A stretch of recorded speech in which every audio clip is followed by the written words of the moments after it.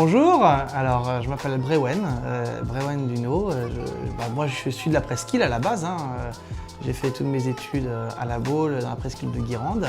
J'ai travaillé dans les produits régionaux sucrés, donc tout ce qui était biscuits, gâteaux, on faisait du kouign-amann, des caramels, voilà. Donc c'était plutôt sympa, mais j'ai appris en tout cas à vraiment aimer et découvrir toute la richesse du patrimoine sur notre presqu'île et sur Nantes au niveau des produits régionaux. Et moi, c'est vrai que j'avais plus d'affinité avec le salé. Donc voilà, l'idée m'est venue de lancer la chips artisanale de Guérande. De la presqu'île de Guérande et même plus largement du 44, on va dire. Alors, Chippies, oui, le nom Chippies. Chippies, moi je cherchais un nom. Déjà avec chips, je voulais une consonance avec les chips. Et alors j'étais parti parce que moi j'ai deux petites filles. Sur les petites chippies, je trouvais ça mignon, voilà, la connotation était sympa, mais j'arrivais pas à trouver le biais. Et là j'ai un ami qui m'a envoyé pas mal de noms lui aussi, et lui il me TZH à la fin.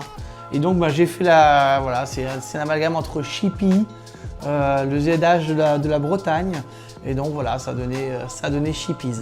Et puis je trouvais ça sympa, cette heure-là, on mange des chippies à l'apéro.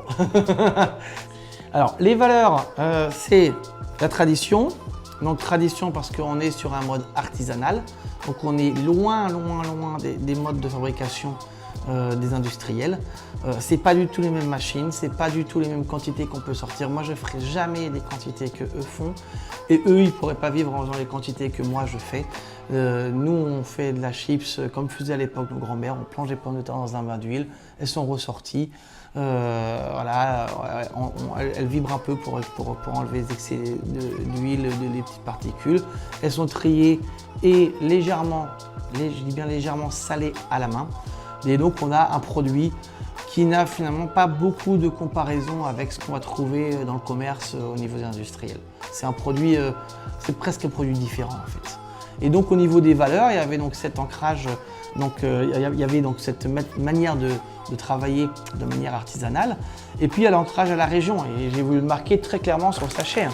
Quand on commence à mettre voilà, la petite cabine de plage de la Baule Pornichet, le pont de Saint-Nazaire, la Mouette et les châteaux de Guérande, bon, c'est qu'on assume totalement notre appartenance au 44, très clairement. C'est pas un produit qui a été dessiné pour vendre partout en France ni à l'export. Or je dis pas si jamais j'ai des demandes, mais c'est un produit où sa première volonté, elle est vraiment de travailler dans un rayon de 100 km. Donc la pomme de terre, elle vient d'un rayon de 100 km et on va essayer de travailler dans un rayon de 100 km à 90%. Étape de production, la pomme de terre d'abord, elle va être pas forcément pelée, elle va être frottée en fait et nettoyée. Après, elle va être passée dans un bain d'eau juste pour un deuxième nettoyage rapide. Elle va monter donc pour aller dans la trancheuse.